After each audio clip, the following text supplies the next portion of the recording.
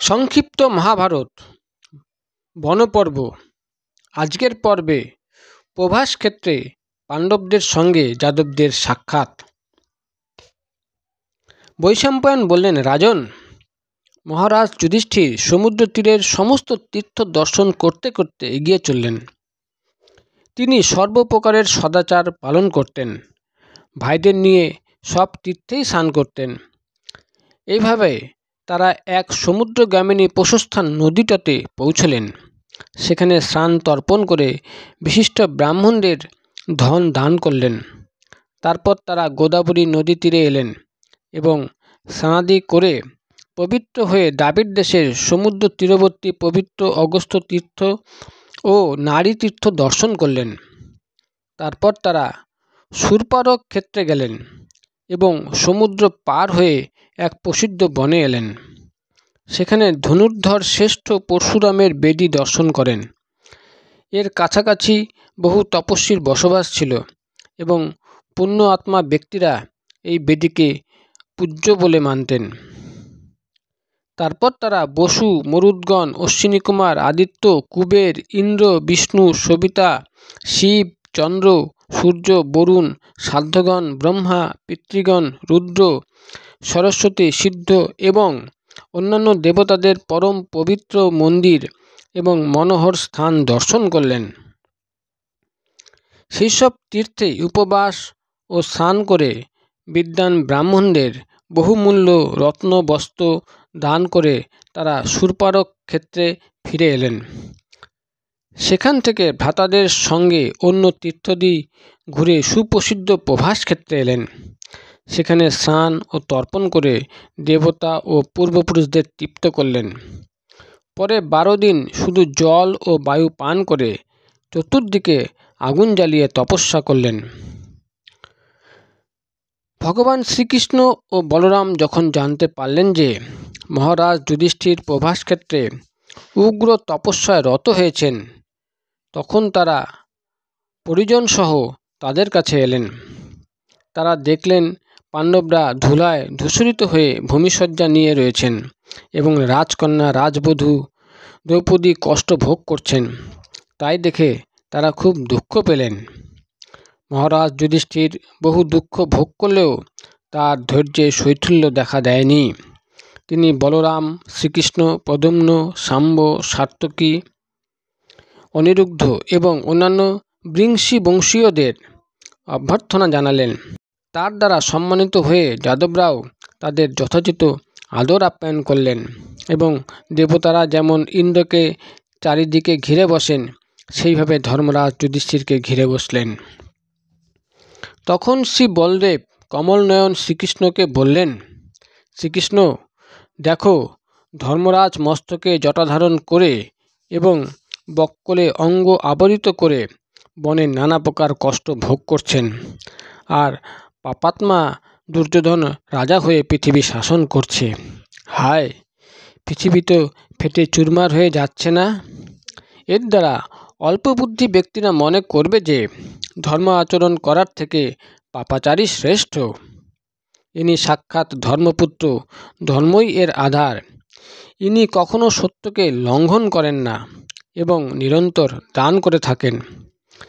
তার রাজ্য এবং সুখ যতই নষ্ট হোক না কেন, তিনি কখনো ধর্মত্যাগ করতে পারেন না। পাপী ধৃতরাষ্ট্র তার নির্দোষ ভ্রাতুষ্পুত্রকে রাজ্য থেকে বহিষ্কার করেছেন। তিনি পরলোকে পিতৃপুরুষদের কাছে গিয়ে কি করে জানাবেন যে এদের সঙ্গে তিনি সঠিক ব্যবহার করেছেন?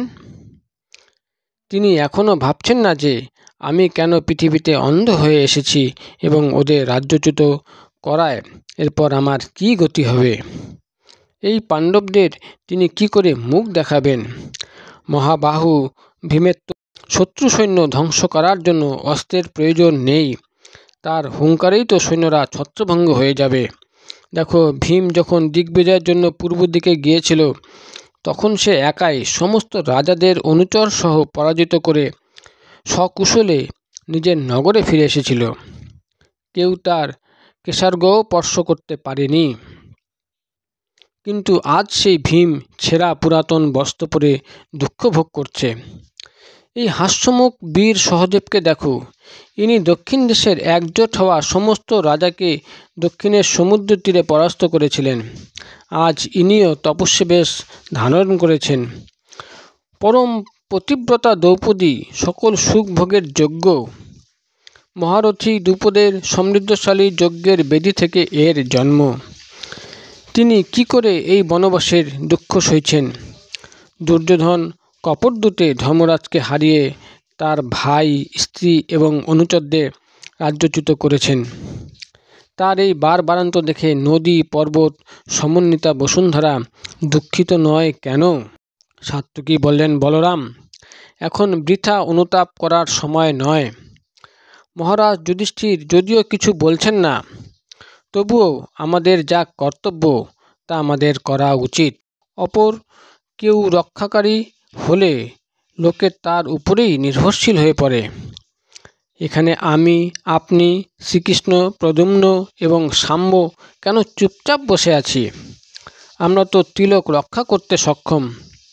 তাহলে আমাদের উপস্থিতিতে পাণ্ডবরা দ্রৌপদী এবং ভাইদের সঙ্গে বনে বাস করবেন, এ কি করে সম্ভব? আজই যাদব সৈন্যগণ অস্ত্রশস্ত্রে সজ্জিত হয়ে কুচকাওয়াজ করে দুর্যোধনকে পরাজিত করে ভাইদের সঙ্গে তাকে জমালয়ে পাঠিয়ে দিক। বলরাম, আপনি তো একাই আপনার ক্রোধে এই পৃথিবী ধ্বংস করতে সক্ষম। দেবরাজ ইন্দ্র যেমন বৃত্তাসুরকে বধ করেছিলেন, সেরকম আপনিও দুর্যোধনকে তার সঙ্গীসহ বধ করুন। আমিও আমার তীক্ষ্ণ জ্বালার সাপের বিষের মতো বাণের সাহায্যে তার মস্তক ছিন্ন ভিন্ন করে দেব, আর তলোয়ারের সাহায্যে কেটে কেটে টুকরো টুকরো করে দেব। তারপর সমস্ত কৌরব অনুচরদের বধ করব। প্রদ্যুম্ন যখন প্রধান কৌরববীরদের সংহার করবেন, সেই সময় তার ছোড়া তীক্ষ্ণ তীরের আঘাত কৃপাচার্য, দ্রোণাচার্য, কর্ণ এবং বিকর্ণও সহ্য করতে পারবেন না। অভিমন্যুর বীরত্ব আমি খুব জানি। তিনি রণভূমিতে প্রদ্যুম্নেরই সমকক্ষ। সাম্ব বাহুবলে রথ ও সারথি নিয়ে দুঃশাসনকে বধ করতে সক্ষম। জাম্ববতী নন্দন অত্যন্ত পরাক্রমী, কেউই তার বল সহ্য করতে পারেন না। আর শ্রীকৃষ্ণের বিষয়ে কি বলবো? তিনি যখন অস্ত্রশস্ত্রে সজ্জিত হয়ে সুদর্শন চক্র ধারণ করেন, তখন তিনি অপরাজেয়। দেবলোক ও এই পৃথিবীতে কোন কাজ তার কাছে কঠিন? এখন অনিরুদ্ধ, গদ, উন্মুখ, বাহু, ভানু, নীত এবং রণবীর কুমার নিষদ ও রণযোদ্ধা সারণ এবং চারুদেষ্ণ সকলেরই তাদের কুলোচিত পুরুষার্থ দেখানো উচিত।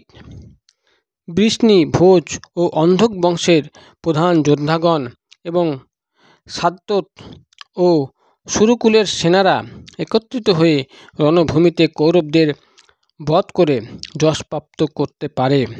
অতঃপর যতদিন ধর্মরাজ যুধিষ্ঠির পাশায় হারজনিত নিয়ম পালন করবে, ততদিন অভিমন্যুর হাতে রাজ্যের শাসনভার থাকবে।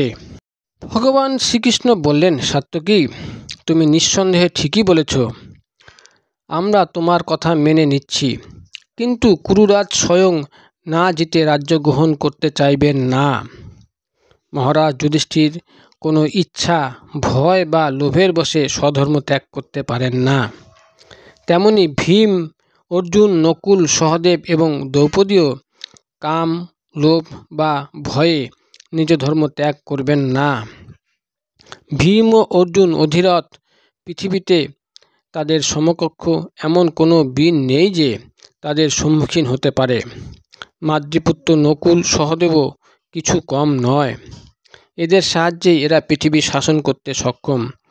যখন মহাত্মা পাঞ্চালরাজ, কেকই নরেশ, চেদিরাজ এবং হয় একত্রিত হয়ে রণাঙ্গনে ঝাঁপিয়ে পড়বে, তখন শত্রুদের কোনো চিহ্নই থাকবে না। সব শুনে মহারাজ যুধিষ্ঠির বললেন, মাধব, আপনি যা বলছেন তাতে আশ্চর্য হওয়ার কিছু নেই। প্রকৃতপক্ষে শ্রীকৃষ্ণ আমার স্বভাব ঠিকমতো জানেন, তার স্বরূপও আমি যথাযথভাবে জানি। সাত্যকী, তুমি নিশ্চিত জানো, শ্রীকৃষ্ণ যখন পরাক্রম দেখানোর উপযুক্ত সময় মনে করবেন, তখনই তুমি এবং শ্রীকেশব দুর্যোধনকে পরাজিত করতে পারবে। এখন আপনারা সব যাদববীররা নিজ নিজ গৃহে ফিরে যান। আপনারা যে আমাদের সঙ্গে সাক্ষাৎ করতে এসেছিলেন তার জন্য আমরা কৃতজ্ঞ। আপনারা নিষ্ঠার সঙ্গে নিজ নিজ ধর্ম পালন করুন। আশা করি আমরা আবার আপনাদের সকলকে সুস্থ শরীরে একত্রে দেখব। তখন সব যাদববীররা বড়দের প্রণাম ও ছোটদের আশীর্বাদ করে নিজেদের ভবনে প্রত্যাবর্তন করলেন। পাণ্ডবরা পুনরায় তীর্থযাত্রায় রওনা হলেন। শ্রীকৃষ্ণ এবং অন্যান্য সকলে চলে যাওয়ার পর ধর্মরাজ যুধিষ্ঠির ভাই, অনুচর ও মহর্ষি লোমশের সঙ্গে পরম পবিত্র পয়স্নী নদীর তীরে এলেন। এই নদীর তীরে অমূর্ত রওয়ার পুত্র রাজা গয় 7টি অশ্বমেধ যজ্ঞ করে ইন্দ্রকে তৃপ্ত করেছিলেন। রাজকুমারী সুকন্যা ও মহর্ষি চ্যবন। বৈশম্পায়ন বললেন, রাজন, পয়স্নী নদীতে স্নান করার পর মহারাজ যুধিষ্ঠির বৈদুর্য পর্বত এবং নর্মদা নদীর দিকে এগিয়ে গেলেন। ভগবান লোমশ তাদের সমস্ত তীর্থ ও দেবস্থানের ঘটনা শোনালেন। ধর্মরাজ ভাইদের সঙ্গে উৎসাহপূর্বক সব তীর্থ দর্শন করলেন এবং সহস্র সহস্র ব্রাহ্মণকে ধনরত্ন দান করলেন। লোমশ মুনি তারপর আরেকটি স্থান দেখিয়ে বললেন, রাজন, এই হলো মহারাজ সরজাতির যজ্ঞস্থান। এখানে কৌশিক মুনি অশ্বিনী কুমারদের সঙ্গে সোমপান করেছিলেন। এই স্থানে মহাতপস্বী চ্যবন মুনি ইন্দ্রের উপর কুপিত হয়েছিলেন এবং তাকে স্তম্ভিত করেছিলেন। এখানেই তিনি রাজকুমারী সুকন্যাকে পত্নীরূপে লাভ করেছিলেন। যুধিষ্ঠির জিজ্ঞাসা করলেন, মহাতপস্বী চ্যবন ক্রুদ্ধ হয়েছিলেন কেন? তিনি ইন্দ্রকে কেন স্তব্ধ করেছিলেন? অশ্বিনী কুমারদের তিনি সোমপানের অধিকারী করলেন কেমন করে? মুনিবর, কৃপা করে আপনি আমাকে সব বলুন। লোমশ মুনি বললেন, মহর্ষি ভৃগুর চ্যবন নামে এক অত্যন্ত তেজস্বী পুত্র ছিল। তিনি এই সরোবরের তীরে তপস্যায় ব্যাপৃত ছিলেন। চ্যবন মুনি বহুদিন ধরে বৃক্ষের ন্যায় নিশ্চল থেকে এক স্থানে বীরাসনে বসে রইলেন। অনেক দিন কেটে যাওয়ায় তার শরীর ধীরে ধীরে তৃণ ও লতা গুল্মে ঢেকে গেলে তার উপর পিঁপড়ে বাসা তৈরি করল। ফলে ঋষিকে একটি মাটির ঢিপির মতো দেখাচ্ছিল। এইভাবে বেশ কিছুদিন কেটে যাওয়ার পর একদিন রাজা সরজাতি সেই সরোবরে এলেন। সঙ্গে এলেন 4 সহস্র সুন্দরী নারী এবং এক সুন্দর ভূসমন্বিত কন্যা। নাম হলো সুকন্যা। দিব্য বসন ভূষণ পরিহিতা কন্যা তার সখীদের নিয়ে বেড়াতে বেড়াতে চ্যবন মুনির ঢিপির কাছে এসে পৌঁছলেন। সুকন্যা সেই ঢিপির ছিদ্রের মধ্যে চ্যবন ঋষির জ্বলজ্বলে চোখ দুটি দেখতে পেলেন। এতে তিনি কৌতূহলী হয়ে বুদ্ধিভ্রষ্ট হওয়ায় 2টি কাঁটা সেই জ্বলজ্বলে বস্তুতে ফুটিয়ে দিলেন। চোখ দুটি বিদ্ধ হওয়ায় চ্যবন মুনি অত্যন্ত ক্রুদ্ধ হয়ে সরজাতির সৈন্যদের মলমূত্র ত্যাগ করা বন্ধ করে দিলেন। এতে সৈন্যরা অত্যন্ত কষ্ট পেতে লাগল। তাদের দুর্দশা দেখে রাজা জিজ্ঞাসা করলেন, এখানে নিরন্তর তপস্যারত বয়োবৃদ্ধ মহাত্মা চ্যবন থাকেন। তিনি স্বভাবত অত্যন্ত ক্রোধী। তাকে জেনে অথবা না জেনে কেউ কি কোনো ক্ষতি করেছে? যে এই কাজ করেছে সে যেন অবিলম্বে তা বলে দেয়। সুকন্যা এই কথা শুনে বললেন, আমি বেড়াতে বেড়াতে একটি ঢিপির কাছে গিয়েছিলাম। তার মধ্যে উজ্জ্বল কোনো জিনিস দেখা যাচ্ছিল। আমি তাকে জোনাকি মনে করে কাঁটা দিয়ে বিদ্ধ করে দিয়েছি। এই কথা শুনে সরজাতি তৎক্ষণাৎ সে ঢিপির কাছে গেলেন। সেখানে তিনি তপবিদ্ধ বয়োবৃদ্ধ চ্যবন মুনিকে দেখে হাত জোর করে সেনাদের ক্লেশমুক্ত করার জন্য প্রার্থনা জানালেন এবং বললেন, মুনিবর, অজ্ঞতাবশত এই বালিকা যে অপরাধ করে ফেলেছে, কৃপা করে আপনি তা ক্ষমা করুন। ভৃগুনন্দন মহর্ষি চ্যবন রাজাকে বললেন, এই অহংকারী কন্যা আমাকে অপমান করার জন্যই আমার চোখ দুটো ফুটো করেছে। আমি তাকে পেলেই ক্ষমা করতে পারি। লোমশ মুনি বললেন, রাজন, এই কথা শুনে রাজা স্বরজাতি কোনো দ্বিধা না করেই তার কন্যাকে মহাত্মা চ্যবনের হাতে সমর্পণ করলেন।